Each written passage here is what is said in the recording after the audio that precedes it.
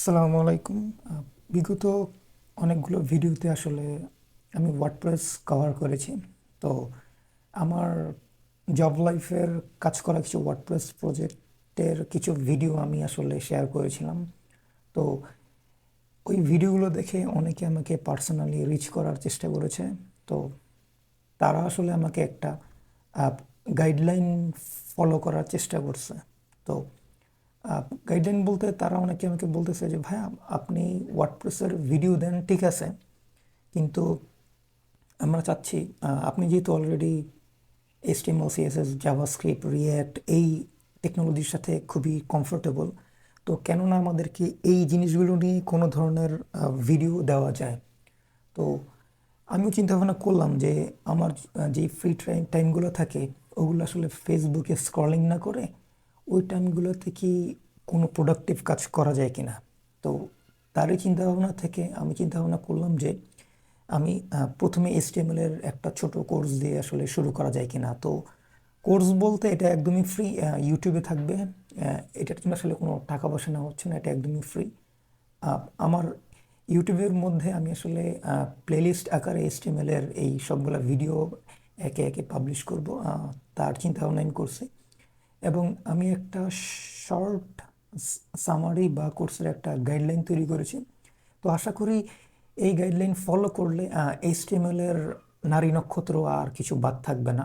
মোটামুটি যতটুকু কভার করা যায় আমি আমার এই গাইডলাইনে রাখার চেষ্টা করেছি। এবং এগুলোর বাইরে আসলে এইচটিএমএল এর তেমন কোনো ট্যাগ নাই, যেগুলো লাগে সেগুলো আমরা সচরাচর ব্যবহার করি না। তো এগুলো আসলে আমরা খুব বেশি ব্যবহার করি দেখেই আসলে এগুলো রাখা, এবং এগুলো নিয়ে আমি আসলে আমার এই ভিডিওগুলো দেওয়ার চেষ্টা করব। তো আমি আমার ওই ভিডিও বা আমার ওই কোর্সের ঢোকার আগ মুহূর্তে আমার মনে হয় সেটআপ নিয়ে কথা বলাটা একটু বেশি জরুরি। তো আমি মূলত ভিজুয়াল স্টুডিও কোড বা সচরাচর ভিএস কোডে কোডিং করে অভ্যস্ত বা প্রোগ্রামিং করে অভ্যস্ত। তো সেই কারণে আমি আসলে ভিএস কোড ব্যবহার করব, এবং ভিএস কোডের মধ্যে লাইভ সার্ভার এক্সটেনশন আমার অলরেডি দেওয়া আছে। তো আমি এই জিনিসগুলো কিভাবে ইনস্টল করতে হয় এই জিনিসগুলো নিয়ে আমি আসলে খুব বেশি সময় নষ্ট করব না। কেউ যদি ইনস্টলেশনের কোনো সমস্যা ফেস করেন তাহলে আমাকে জানাতে পারেন, আমি তাদেরকে কোনো ভিডিও রেফার করে দেবো। ভিডিওগুলো দেখলে আসলে আপনারা জিনিসটা সহজে বুঝে ফেলতে পারবেন। তারপরে আমরা আসলে কোডগুলো লিখবো, আমাদের কোডগুলো তো কোথাও না কোথাও আসলে দেখতে হবে, ভিউ হইতে হবে যে আমরা আসলে কী করতেছি, কোনো আউটপুটটা কি আসবে। ওই আউটপুটগুলোকে আনার জন্য আমরা একটা ব্রাউজারে শরণাপন্ন হব। তো বর্তমানে Chrome, Firefox, brave, Microsoft Edge সহ নানা ধরনের ব্রাউজারই রয়েছে। তো আমি নর্মালি ক্রোম বা ব্রেভ ইউজ করব। তো আমি তিনটার নাম লিখেছি, আপনারা যার যেটা মন চায় তারা আসলে সেটা ইউজ করতে পারবেন। তো এইটা আসলে সেটা প্রসিডিউর, এই জিনিসগুলো আসলে আপনারা একটু ভিডিও বা কোনো কিছু দেখে ফেললে আমার মনে হয় ইজি হবে। আর তা না হলে আমি যখন ভিএস করে কোড শুরু করব তখন আসলে আপনার একটু অন্যরকম হয়ে যাবেন যে আমি আসলে কোড লিখতেছি, লাইভ আপডেট হইতেছে কীভাবে কি। এই জিনিসগুলো সব কিছু হয় আসলে লাইভ সার্ভার এক্সটেনশনের কারণে। তো যেটা আসলে আমি আমার এই ভিডিওর উদ্দেশ্য না, তো এই কারণে আমি আসলে ওইটা আসলে এখন দেখাতে পারছি না। যখন এটা হবে তখন আসলে আপনারা দেখতে পারবেন। তো এটা ছিল আমার সেটআপের পোর্শন। তো তারপরে আমার কোর্সের থাকবে ইন্ট্রোডাকশন, আসলে এসটিএমএল কি, ওভারভিউ বা এই জিনিসগুলো নিয়ে একটু কথাবার্তা। তারপরে আমরা মূল প্র্যাকটিক্যাল কোর্সে চলে যাব। যেহেতু এসটিএমএল বলেন বা প্রোগ্রামিং বলেন এটা আসলে একটা প্র্যাকটিক্যাল নলেজ, যতটা না থিওরিটিক্যাল। সেই কারণে আমাদেরকে আসলে আমি যেগুলো কোড লিখব এবং আমি যেগুলো প্র্যাকটিস করব, আমি আশা করব আপনারা নিজেরাও সেগুলো করবেন, প্র্যাকটিস করবেন, এবং আপনারা ওই জিনিসগুলো নিয়ে ছোট্ট ভালোভাবে কাজ করার চেষ্টা করবেন। এবং আমিও চিন্তা ভাবনা করতেছি যে আমার প্রতিদিনের লেখা কোডগুলো যেগুলো আমার ভিডিওতে থাকবে ওই কোডগুলোকে আমি গিটহাবে আপলোড করার চেষ্টা করব। তো গিটহাবে থাকলে আসলে আপনারা দেখতে পারবেন এবং আপনারা ওখান থেকে ওভারভিউ নিতে পারবেন যে কোডটা কীভাবে আমি লিখতেছি, এবং আপনারাও ট্রাই করতে পারবেন। তো এই তো গেল আসলে এইচটিএমএল এর। তো সেকেন্ড অপশনে আমরা এইচটিএমএল এর ডকুমেন্ট বা এইচটিএমএল এর আসলে যেভাবে এইচটিএমএলটা ফর্ম করে doc type, HTML head tag, body tag, এই জিনিসগুলো নিয়ে আমরা জানবো।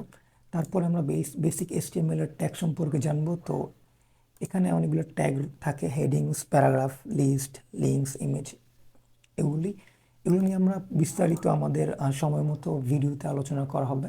তো আপাতত আমি একটা ওভারভিউ দিয়ে যাচ্ছি।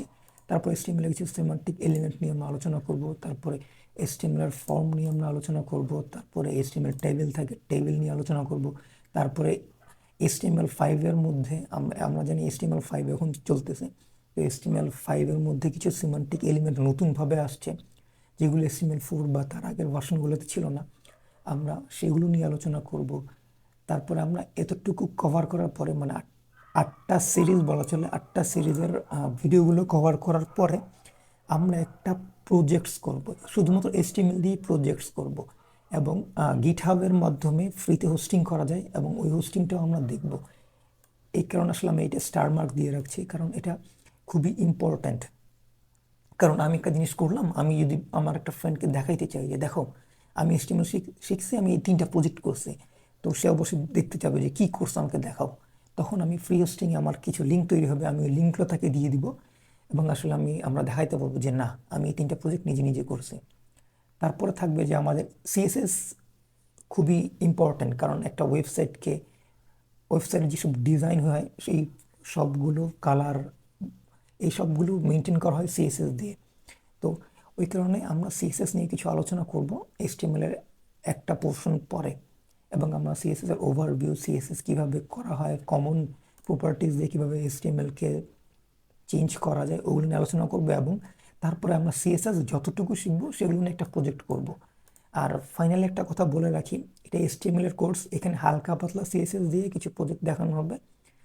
আমরা CSS নিয়ে পরবর্তীতে কোনো কোর্স করার পরিকল্পনা থাকলে আমি তখন কোর্স আনবো, তখন CSS আরও ভালোভাবে শেখানো যাবে। এমনকি বুটস্ট্র্যাপ, টেলউইন, যাই যেগুলো CSS ফ্রেমওয়ার্ক আছে, ওইগুলো দিয়ে আমরা আসলে আরও ভালোভাবে CSS-গুলো শিখতে পারবো। তো আপাতত এখানে আসলে HTML এর সাথে কভার করার জন্য যতটুকু CSS দরকার হয় স্টাইলিংয়ের জন্য, বোঝার জন্য, আমরা ততটুকু CSS-ই ব্যবহার করব। তো এই ছিল আমার আসলে একটা বেসিক HTML এর আউটলাইন। তো এই ছিলই আজকে, এই পর্যন্তই। তো আশা করি সবাই আমার এই জার্নিতে আমার সাথেই থাকবেন। HTML এর কোর্স করে আসলে অনেকে HTML সম্পর্কে ধারণা পাবেন, HTML সম্পর্কে অনেক কিছু শিখতে পারবেন, এবং তাদের ওয়েব ডেভেলপমেন্ট বা আমার মতো ওয়ার্ডপ্রেস ছোটোখাটো ডেভেলপার, কাস্টমাইজার হিসেবে যেখানে কাজ করতে চান সেখানে আপনারা সাকসেসফুলি আপনাদের কাজকর্মগুলো করতে পারবেন। তো সেই আশা রেখেই আজকের মতো বিদায় নেই। আল্লাহ হাফেজ।